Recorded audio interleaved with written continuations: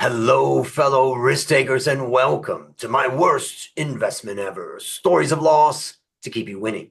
In our community, we know that to win in investing, you must take risk, but to win big, you've got to reduce it. Ladies and gentlemen, I'm on a mission to help 1 million people reduce risk in their lives. And I want to welcome my listeners and viewers in Switzerland today to the show. Yeah. Fellow risk takers, this is your worst podcast host, Andrew Stotz from A Stotz Academy. And I'm here with featured guest, Pavan Sukhdev. Pavan, are you ready to join the mission? Hi, Andrew. Yes, happy to join you. Yeah, I'm excited to get you on. And for those people, unfortunately, there are some people that are only listening. They miss that beautiful background and the flowers and the tree and the blooming. So that's wonderful. Yeah, Uh, well, to put that in context, this place is in the Nilgiri Hills, which is a gem of a location in South India, which is not far from an organic tea plantation that I look after. And that's my hobby, would you believe? So, what close to nature. elevation does tea have to grow at? Is there a requirement on elevation for tea or? Yeah, it typically grows between 4,000, which is where we are in my plantation, and 6,000 feet. But some of the highest tea that is grown anywhere is right here in Korakunda in the Nilgiri Hills, and that is 7,500 feet. Hmm. So that it can grow higher than that. Yeah. Yeah. And what's your favorite type of tea that you drink, by the way? Well, I mean, beautifully enough, there's only one tea species wise, but of course, all the magic is in how you make it. You know, whether you have it as green, which means you don't have to put it through the smoking process, and or whether you have it as dark smoked tea, basically the typical the typical process. There's only again one process of baking it, but I like the dark varieties. I also like the smoky varieties. So I'd probably say Lapsang Souchong is my most favorite, but I would say a close second, which tastes very different, is Darjeeling tea. But as of now, the tea that I'm really fond of is white tea, and that is basically tea which is made only of the bud. Normally, you pick three leaves and the bud, but for white tea, you pick only the bud, and you typically have to pick it before dawn. Otherwise, the plant has its own defense mechanisms and makes it a bit rancid. Hmm. So, And yes. what's unique about that? Is it sweet? Is it pungent? It, Is it mild? it is a remarkably full of flavor, but it doesn't have any of the toxins or the sort of acidity that you associate with tea. So you get the flavor of tea when you have white tea, but you don't get the acidity of tea when you have white tea. So it's actually quite amazing. It's very good for health, I'm Yeah. told. When I was in China doing my PhD, I really just enjoyed all the tea culture because I Mm, never had any of that. So mm, mm. that was wonderful, and Yeah, I found some really great green teas, which yeah, I enjoyed a lot. But yeah. let me introduce you to the audience since Sure, they don't know you yet, but they will sure. now. So Yeah. Pavan's remarkable journey from scientist to international banker to environmental economist has brought him to the forefront of the sustainability movement. As CEO and founder of Just Impact, he Mm. collaborates with corporations and investors leveraging impact economics and technology to measure a business's holistic value contribution to the world. Mm. Pawan, just take a minute and tell us about the unique value that you are bringing to this wonderful world. Well, the key thing, as you said rightly, is a company's unique value is its contribution to the world, and it has to be holistic. Why would you want to exclude any aspect of its value creation? So in that sense, what I'm doing and what my team at my company is doing is to redefine corporate performance. But what we have sworn to do, and we have stuck with that, is to use nothing except peer-reviewed science and robust economics. In other words, physics, chemistry, maths, biology, and economics, basically. And everything is that we do is peer-reviewed. Why do we do that? Because we do not like the idea of ratings, right? Yes, everyone knows that just looking at profits as a form of performance for a company, which also trains employees and changes their human capital, which also has pollution and emissions and so on, which destroy natural capital for the world, and which may or may not generate positive or negative flows on social capital. People are kind of aware of that. But to say that we're going to figure all this out by putting ratings 1, 2, 3, 4, 5, 1, 2, 3, 4, 5, and add it all up and get some magic answer 42, Sorry, that's not science, right? That's just ratings and opinions. And we are not into ratings and opinions. We are into science and economics. That's the difference. So what we do is something that others would like to say that they do, but they can't because they are not following the rigor of science and economics. I studied with a man when I was 24 named Dr. W. Edwards Deming, and he had one of his 14 points for management is abolish ratings. Now he was I love talking it. I about love it. he was talking about abolishing the rating of individuals because Right. just it doesn't serve any purpose, Yeah. and most of the Yeah. times you're just measuring random variation and handing out a bonus to this guy this time and that guy next time, and but it's just made me think of that, which I find fascinating. So maybe you could just tell us a little bit about, let's just say, who is the ideal user for this? Is it the company that wants to do this? Is it a asset owner that's saying we should do this? Is it who is it that wants to use the Yeah. service you provide? Well, to be honest, Andrew, the first and most obvious user is the asset owner, because at the end of the day, it's about debt and equities in a company's and basically a company's issuance. So, and remember, a company has positive and negative externalities that are not included in the price of this debt and equity. So basically, what I'm saying and what we are saying as a company is that today's externalities, today's corporate externalities are tomorrow's risks, and tomorrow's risks are day after tomorrow's portfolio losses. So if you happen to be a portfolio owner of a company that has massive negative externalities, and when those externalities get internalized, either by design, which we all hope is the right way forward, or by decree, which is somebody changing the law, or by disaster, as happened in the Gulf of Mexico with BP, when these things happen, which basically internalize those externalities, whoever's left holding the baby has got a problem because you've got a squealing baby, which is just crapped in your hand and you don't know what to do with it, right? So that's not a happy situation. Those who are parents will know what I'm talking about. So you don't want to be in that situation. Therefore, in advance, prepare in advance, have the right defenses in place, have the right analysis in place, and ideally avoid high externality companies, which are negative externalities, because yes, the chances are you will get crap in your hands. And what is the road for engagement with you? Like, how do people do that? What's the process that they go through to learn how to benefit from your service and, Right. really gain that benefit? Well, I guess those who just want to learn about this area, recommend please log into our website and enjoy. And there are lots of articles, interesting pieces, blogs, which will just help to educate and enlighten you on various aspects of what's going on. It'll also tell you a bit about who our customers are, to the extent that we are allowed to share that. And some of them have, like UBS, the bank, for instance, has allowed us to use their logo and talk about what we do for them officially. So, and various others as well. So I think step one, website. Step two, if you happen to be an asset owner or an asset manager, and my concern is your concern, please log in, send us an email, send me an email. I'm more than happy to, answer you a simple question or deflect your question to some expert in the team who can address it properly, and then try it out. Try it. We cover 14,000 companies using science and economics and estimating their impacts. Give us a chance. Try out yourself, your top 10 competitors, and maybe your top 20 big suppliers, and check them out. See what you see. Mm.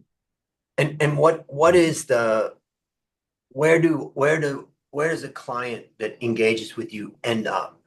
What is the ultimate objective of what you want them to get?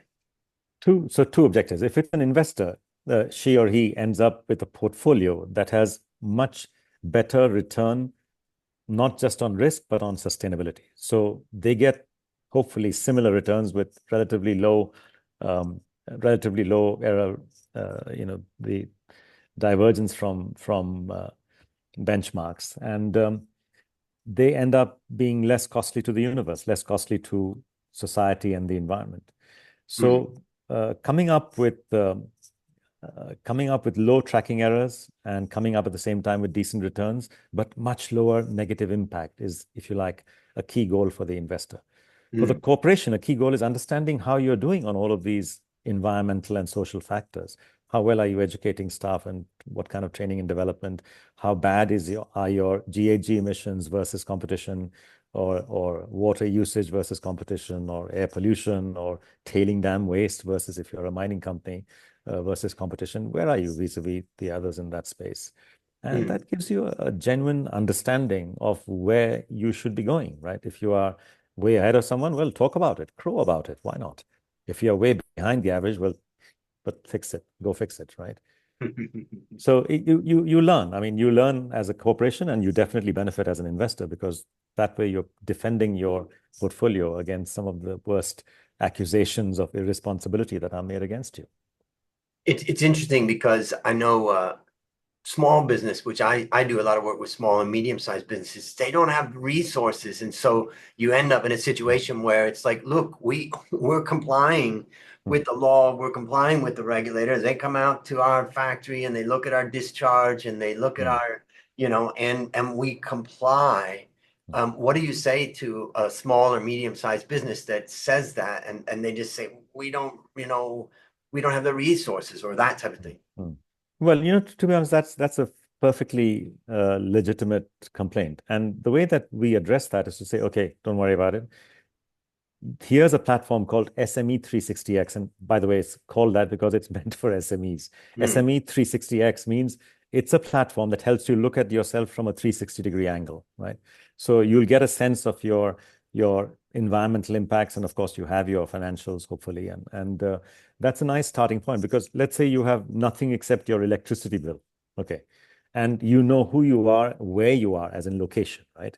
And you know your electricity bill, and you know what sector, obviously, you know what sector you're in, right? If you tell our system just that, it'll give you an estimate saying, okay, based on this, here are your GHG emissions and air pollution emissions, because air pollution is largely due to the use of energy.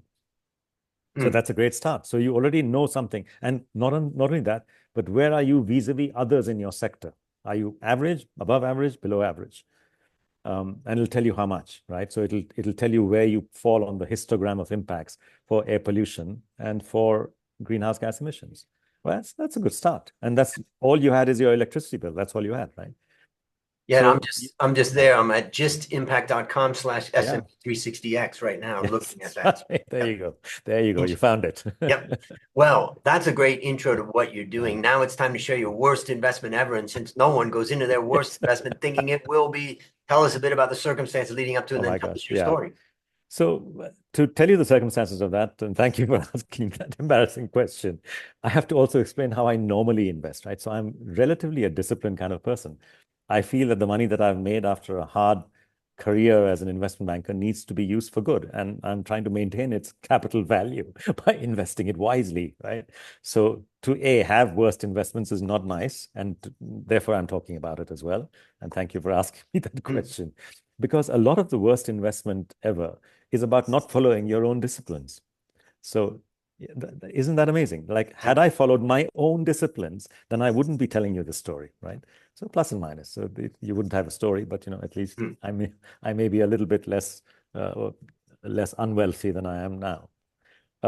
So what is my So first, I need to explain to you, how do I normally invest? So with the background as in a bank, I used to find it literally impossible to invest my bonuses and my surplus, and other than some of the bonus was paid in Deutsche Bank shares, and fine, I just leave them until such time as I got time to sell them once in a while. And the rest of it I would use and either invest in property, which is something that you have to be careful about, because you need to ensure that you check the legal ownership of the property. That's really important, right? Property rights are not necessarily secure. So when investing in property, and I do have something like a third of my assets in property, when investing in property, I'd always check that property rights are secure. And if it's in a country like my own in India, where sometimes they may not be secure, make sure that I have got social equation with the location, with people there.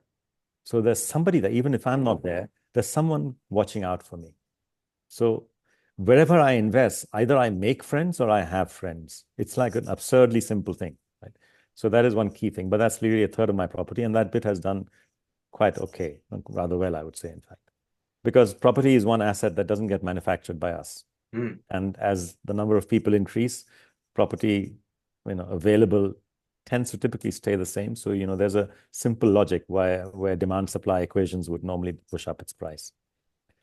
When we move into financial assets, I have a very strict logic, which was born during the days when basically I was working at the bank, where I would only, to begin with, I would only ever invest in sovereign bonds. Why? Because if I invest in any credit or any equity, I'd need to get permission from compliance every morning, right? So if I put in a bid for a bond or an equity, permission online means literally, physically online from compliance. If it doesn't hit the price on that day, I have to not use the old permission from yesterday. I have to ask again every day, right? So I may have to ask permission 2, 3, 4, or 10 times if I didn't get my price. When I exit, firstly, I can't exit within a month, even if I've made my expected profits or losses. Even if it collapsed. Or even if it collapsed, I couldn't exit within a month because that's the minimum you have to hold it for. You're not supposed to be speculating, right? So you hang on for a month and then you get permission to exit, right? And once again, if you don't hit your level on day one, you have to get another permission next day and so on next day. You could get 3 permissions or 4 permissions by the time you get out of the damn thing, right? And I thought to myself, sorry, this is just too much of a headache. I only have 24 hours in a day. I can't do this. What was the one asset class which they didn't have the problem with? Sovereigns. Why? Because, well, you're a banker. You don't know any more or less about sovereigns than anybody else does. If you are a banker and you basically have some interaction with any credit, then in theory, because you're a banker and you may be a lender or an originator or an investor in that company, you may know things that the average man on the street or woman on the street doesn't know, right? So for years, I'm talking about 2 decades, I would invest only in sovereign credits. And to this day, I'm quite a damn hand at investing in emerging market sovereigns because the yields are typically higher and I tend to avoid the ones that are going to collapse, right? Mm-hmm. So that's still there. But so let's say I have a quantum X, let's call it $100,000 for how much will I invest in a emerging market sovereign. I then, when finally I left the bank, which was only in 2008, I said, yes, I can invest in anything, but I better not invest in anything. Otherwise, I'm going to get screwed. So I said, I literally wrote this down. I said, okay, I will not give the actual number because that would be irritating. Yeah. But let's say 100,000 was my concentration risk limit. And that's what it's called, the concentration risk limit for a single sovereign emerging markets.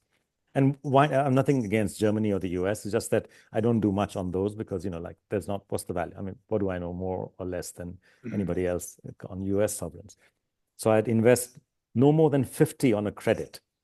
Now, when I invest 50,000 on a credit dollars, that would require me to have read up about that company, understand what the hell it does, where is its credit rating, is it single A plus or is it triple B minus, or what is it and why is it there and what's it doing that's so interesting? What is it that excites me? And that would take me to an analysis of sector and company. So I would typically invest in sectors where I felt that I would be above average in reading and understanding about that company. In other words, I would invest only in the following: finance, which means basically banks.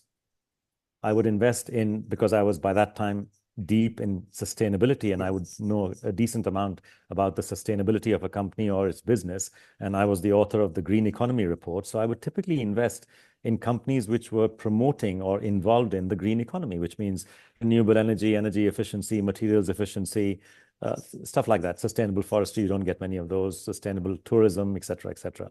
So companies which were doing the kind of business that I liked, right? But then I still need to read up about them and find out whatever my banker or some other source was providing. I followed all kinds of suppliers of research information from time to time. None of them have lasted very long because at some point I'd get irritated by their lack of honesty. They keep telling you that they will get you out of it, but as soon as things start going badly, they don't really. They kind of let you suffer, and then by the time you got from them what you should have got last year, it's too late to. So I'm a bit. I take material that comes to me from research with a pinch of salt. I do my own research. Basically, Google. I just Google and search. Yep. And find out what I can about the company before I get in. It's a big risk because everybody likes to tell you when to buy, but nobody's around to tell you when to sell. Yeah, nobody wants to tell you when to exit because, they got it wrong. Guess what? Shh, maybe you'll forget. Maybe you won't think that. When that goes to zero in your Zero. portfolio, you'll just That's right, forget. exactly. That's right. Yes. So that is then when it comes to equities, I would say not 50, but I will typically invest my normal. If it's 50 for the credit, then my equity investment would be 10. But I wouldn't begin with 10. 10 is a normal investment. I would begin with what I call testing the waters, means dipping my toe in the water.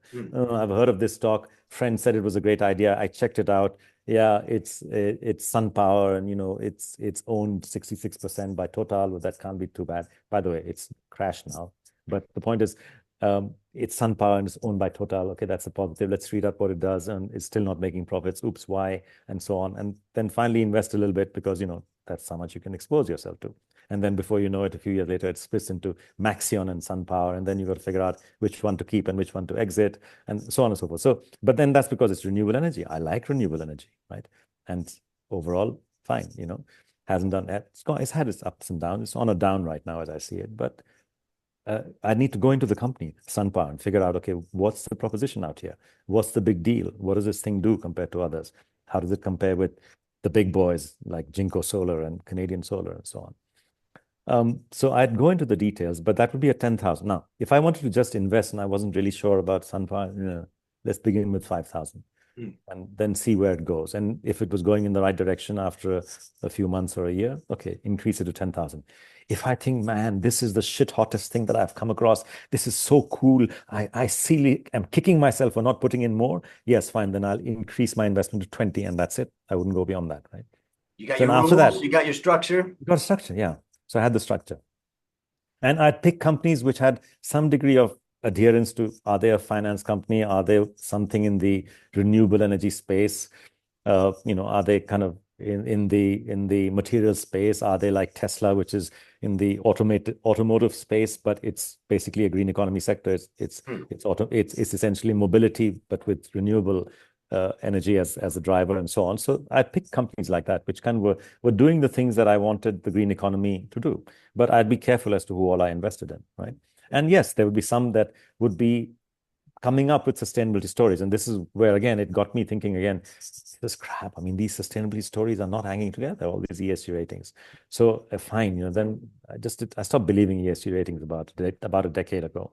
It's around the same time as I started focusing on impact and using not just impact investing, which is something else. Impact investing is about picking small winners who are doing the right things, a little bit like what I was doing, but I was kind of going for established companies, not people who just began yesterday. And I would, again, stick with the same principle, even if, I mean, Jinko Solar is the world's biggest solar company. My first investment would have been 10,000 because, yeah, that's as much as I invest. I know it's the world's biggest. Never mind, 10,000. When I'm really bullish and the price has gone down from 16, where I got into about 10, where I think it's absurdly low and it's got a multiple of like 3 or something silly like that. Yeah, fine. I'll increase it to 15 maybe, and then finally 20. And that worked because, as you know, it went up since then. So, but just because it's the world's biggest solar, I wouldn't put in 20 from day one, right? So there was a logic to that. And no, even if it was doing fantastically well, the initial investment, the quantum committed, wouldn't go up beyond 20.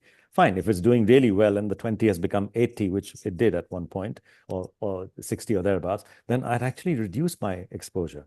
I'd cut it down on the logic that, well, yes, I know I'm not invested more than 20, but what if this comes down? And why should I lose opportunity? So I'd take out some of that and I'd keep it still at maybe 30, not 20 or something like that. But that's because I was tracking the original investment, not just the current mark to market. And fine, if it did come down and went down to 15,000 worth mark to market or 10,000 mark to market, okay, so I've lost the opportunity, but at least I'm not out of pocket completely on my underlying. So that's the kind of discipline. Now, for someone like that, so also look at the number of steps. One, check what category it is. 100,000 if it's a sovereign, 50,000 if it's a credit. Along comes a friend of mine. I won't name him because that's not fair. He says, boy, have you checked out Ballarpur Industries? I said, no, why should I check it out? He says, man, there's this bond, the long dated bond on that. It's earning like 8.75%. I said, really? Why should that be? I mean, this was like it's a decently rated company, it was a single A or something like that. Why would that be the case? And the first thing alarm bell should have rung. I said, oh, it's because it's a long bond. It is so long that it could be a perpetual almost. So I could find, yeah, I can get it. Yeah, okay, fine, let's buy some. And he says, no, man, this is fantastic. This is the best thing ever. And I said, do you know that I know the family? He says, wow, why didn't you ask them? Well, I don't think I can ask them, I said, but since I know the family, I guess I can be bullish. So I went in with the idea that I'll purchase my maximum amount on credit, which is 50,000. Error number one, I didn't do 50,000. Guess what? Guess what? I did 100,000. So I treated them, because my friend was saying this and he was so bullish on that, because I knew the family that owns this company and they're a respectable family, I went in for double the quantum. So that's mistake number one, error number one.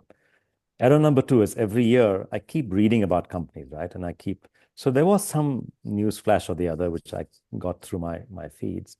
And it said that they were involved in some contract in Malaysia. So I thought, yeah, okay, fine, good. And price had gone up. So I said, that's cool, contract in Malaysia. But of course, I didn't keep, number two, didn't keep track to see what happened with that contract in Malaysia. But what actually did happen is that they lost it. Now, this is basically a paper company. And if they lose a contract in Malaysia, that's a big thing. So I should have seen that. I lost the news item altogether. So I didn't, error number two, did not keep track, because you know what? If something were happening, my friend would tell me, because, he was the one. No, he didn't, because he'd missed it as well, right? Error number three, when the contract was lost, it went down in price from where I bought in at 88. So I still remember these prices, right? Because I have this, it's my worst investment. Obviously, I'll remember everything, right? So went down from 88 to like 75. And I thought to myself, oh my God, that's terrible. So it's gone down that much. And I thought, again, error number three was when something moves beyond your level, you either take profit or you cut loss, not 100%, but you reduce your exposure, right? If you've got that. What should I have done? Logically, brought down that surplus exposure, which was, instead of being originally $50,000, was actually started at $100,000. I should have brought the 100 down to 50, which means the exposure would have gone down quite a bit at that point when it was down from 88 to $75. I didn't. Error number four, do not sit on losses. I hung on, and it dropped and dropped and dropped. And finally, at some point when it was just too low for it to make any difference, it was down to the sort of single digits numbers, they actually stopped paying coupon. And I thought to myself, shit, that's when I should have called the family and said, hey, you guys still okay with this bond of yours or not? They stopped paying coupon. They defaulted on coupon, right? Now it's still sitting there. It's still not defaulted, but it's worth nothing. It's worth like a couple of dollars, thereabouts. So like 5 successive errors. In each case, I broke my own discipline. Yeah, 5 errors in a disciplined mind and frame. Mind, yeah, that's right. Yeah. So I made so many exceptions. Now, the moral of the story is don't make exceptions, for God's sakes. The rules are there, so you don't do that. But that's what happened. Yeah. Maybe I'll just share what I took away from it. I follow a stop loss system. Yeah. That every quarter I look at the current price. And let's just say the price is 100, and I say, okay, if it goes down 25%, I'm going to exit. No questions asked. And I'm in a period for 3 months before I'll look at it again. And so I know that also my way I do it is basically when I exit, I don't buy anything else. Yeah. I don't allow myself to be forced to go and buy something just because I sold something. Something else, exactly. And I just wait until the end of the quarter, and then I reevaluate the whole portfolio. Now, imagine I held it and it went up to 200, and now I would say, okay, if it goes down to 150, I would sell, at 25% down or so. And then I set that rule, and then I followed that very religiously for many, many years. But I have to admit, there were a few times when I broke the rule. And my team, my business partners and I had a powwow on a couple of these times that we just thought, this is like, we've got to break the rule in this case. And then we said, what we have to do is we have to track what was our performance happened after we broke the rule versus if we hadn't have broken the rule. Yeah. And it was amazing. Yeah. Almost every time that we broke the rule, we underperformed if we had just followed the rule. Follow the rules, yeah. That's anyway, so Yeah. Yeah. So how would you summarize, well, let's think of it this way. Think of Mm, a young man or woman out there mm, who's been building their own system and their own mm, thing. And, mm, they're gonna come into a situation where they're gonna have a question and they're gonna start to think about, maybe they don't think about it that much. mm, Maybe mm, that's what happened is you had some comfort and then, mm, so my question to you is based upon what you learned from this story and what you continue to learn, what's mm. one action that you would recommend that they take to avoid suffering that same fate? Yeah. Okay. Well, I'm not sure if it's one action, but two. So one is do set up concentration risk limits. And I think that I still believe that. So, and idiotically, like, I mean, you'd imagine that my worst story would be an equity story, right? Because no, it's a debt story. It's like more fool me, like for having the right ideas and actually getting it wrong in the wrong place, as against where most people get it wrong, right? So anyway, so step one is please have concentration risk limits, right? And why did I set like my sovereign is, if you like, 10 times my equity concentration limit, and my credit is 5 times my equity concentration limits. And I, to be honest, don't distinguish between the typical 10,000 that I would invest in and equity. I wouldn't necessarily say that, well, this is Unilever, so I can do more, and this is something else. So because an equity risk is an equity risk, just get used to it, and you sort of understand that you're taking that. If you don't want to take the full amount, then take half. That's what I do sometimes. Right? Take 5,000 to begin with, to make sure that you're not getting that wrong. And plus, given that I'm already sectorally aligned, I wouldn't pick up any random sectors. Typically, I wouldn't do that. I would just pick sectors which interest me, basically. So I'd say please have concentration risk limits and reflect the volatility of that asset in your concentration risk limits. Because there's no point having a concentration risk limits where supposing I typically have at any time 25 to 30 bonds or equities in my portfolio. Once in a while, maybe higher, once in a while, a little bit lower, but that's typical. So typically, my single equity or bond shouldn't be more than 3% of my portfolio, which is actually true. And thank God for that, at least minor thank God for that. But when you begin with that, even if you do get it badly wrong for whatever good or bad reason, and there's no reason you should get it wrong for bad reasons. But once you've done that, my second advice is, once you've set up the concentration risk limits, then put in place your trading style, which is must always do my research, must always have stop losses. And, if you don't want to take profits, that's fine. But, don't end up with busting your concentration risk on a mark-to-market basis, which is so big that you begin to think, shit, why didn't I get out of at least half of that? Because it went up and then it's gone down again.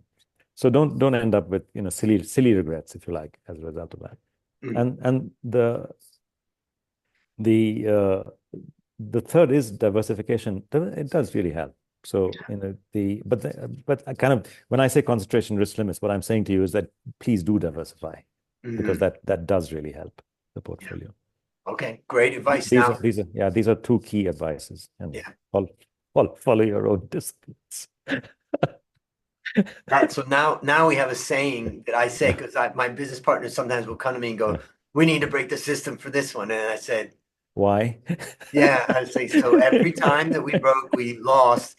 Well, did we learn anything from that? So we have a much more robust discussion now. All right, let's ask another question is, what's the resource, either of yours, like you've talked about SME 360X, or any other resource that you'd like to recommend for the listeners? I don't totally know who my listeners are. I mean, they could be from the investor side, or they could be a corporate executive, or just random dudes or whatever. But so I won't recommend any product. But what I say is, please visit our website, www.gistimpact.com, because here's my key message. Today, you've got a world which is still, enamored of the idea that ESG ratings are the way to figure out something sustainable or not. It's not, right?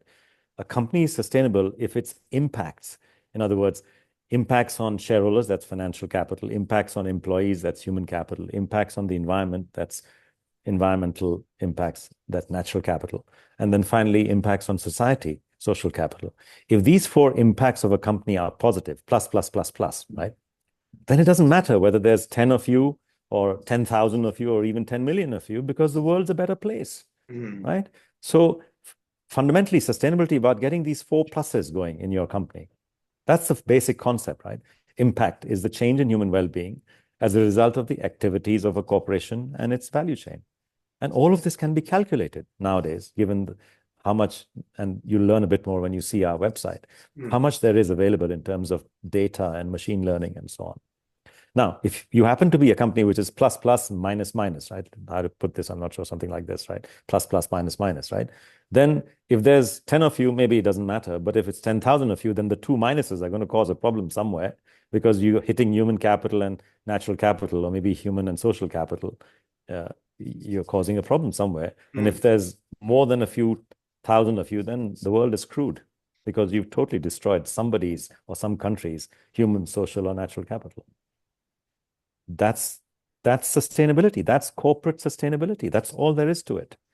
But the point is, it becomes difficult when people do not measure sustainability or try surrogates as measurement. And that's the whole of the world of ESG is all about surrogates. And they say, well, no, what we are trying to do. There's a beautiful article which is there on my website on the changing definitions of ESG. Initially, they said, well, it's about, getting it right and sustainability. And I said, no, it's not about sustainability. It's about defending it. It's about outside in. It's all about defending yourselves against the problems of climate change and pollution and so on and so forth. And then it changed again, saying, no, this is about optimizing risk versus return, because, you can do better if you're more sustainable. And then they changed it again. No, it's about reporting your impacts. If you keep changing the definition of what is ESG for, every time your previous definition goes wrong, then you just lose credibility. And that's exactly what's happened. You can't redefine something 4 times just because it went wrong, the last definition. I'm telling you that my definition for sustainable companies is going to stay after I'm dead, right? A company is sustainable if its impacts on natural, social, produced, and human capital are plus, plus, plus, plus. And if it's getting part of the way there, it's 3 pluses, that's not bad, but please try to be 4 plus. All right. Last question. What's your number one goal for the next 12 months? Get my company to get more business, because it's nice to be right, but it's better to be profitable and right as well. So I need my company to get profitable. Grow. Profit. Well, we'll grow profits basically. I think we've grown our product suite to the right point. Now we need to get more clients, basically. I can't wait to talk to you again in a year. Look forward to that. All right. Yes. Maybe we do the next interview on your plantation. That would be better. That'll be, but I'll have to get internet on my plantation. The reason I'm in this beautiful little town called Kunur is because I would have failed you on the internet if I had sat there. Yes. Well, listeners, there you have it. Another story of loss to keep you winning. Remember, I'm on a mission to help 1 million people reduce risk in their lives. As we conclude, Pavan, I want to thank you again for joining our mission. And on behalf of Stotz Academy, I hereby award you alumni status for turning your worst investment ever into your best teaching moment. Do you have any parting words for the audience? All the best, guys. Invest wisely, invest well, right? And when it works right, do something useful with that money. Beautiful. And that's a wrap on another great story to help us create, grow, and protect our wealth. Fellow risk takers, let's celebrate that today we added one more person to our mission to help 1 million people reduce risk in their lives. This is your worst podcast host, Andrew Stotz, saying, I'll see you on the upside.